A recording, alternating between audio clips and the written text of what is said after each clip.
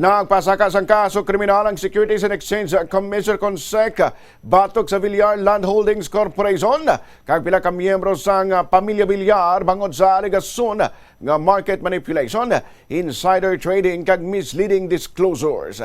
Giningadlan nga respondent sa kaso nga ginfile sa Department of Justice si Villar Land Chairperson kag former Senador Manny Villar, asawa sining si Anay Senador Cynthia Villar kag ang ilang mga anak kasanday Senador Camille Villar, Senator Mark Villar kag Manuel Paulo Villar upod man ang iban nga direktor kag mga independent directors nga sanday Cynthia J. Javares, Ana Marie Pagsibigan kag Gart Castañeda.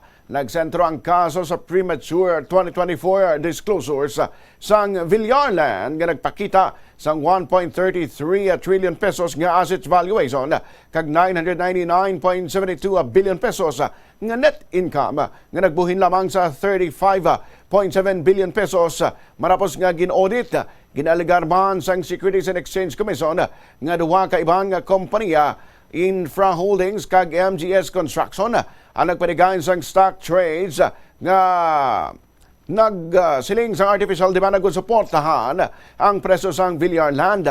Nabaluan nga ang Infra Holdings ginapanagihan sang utod ni Manny Villar nga si Virgilio Villar.